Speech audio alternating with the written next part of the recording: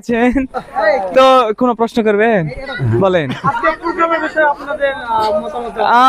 আমরা যদি ভালো বলি তাও আমাদের কোনো কিছু যায় আসে না, খারাপ বললেও যায় আসে না।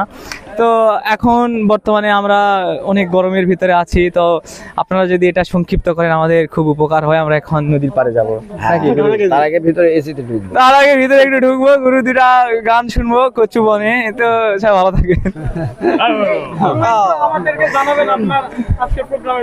আচ্ছা, আজকের প্রোগ্রামটা হচ্ছে আমাদের এই অঞ্চলের ধামুরহাট, পত্নীতলা বা নওগাঁ, মহাদেবপুর, আমাদের আশপাশের নিয়ামতপুর, এই অঞ্চলের যারা কন্টেন্ট ক্রিয়েটর, যারা ফেসবুকে কন্টেন্ট করে, তাদেরকে নিয়ে একটা মিট আপ প্রোগ্রাম ছোটো ভাইদের আয়োজনে।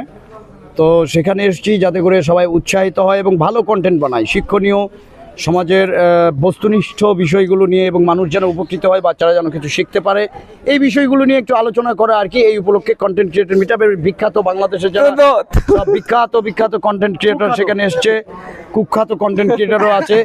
আমি তাদেরকে এসে আমি দেখতে পেলাম, আমার একটু ভালো লাগছে যে তাদের এই বিখ্যাত মুখগুলো আমি দেখতে পাচ্ছি।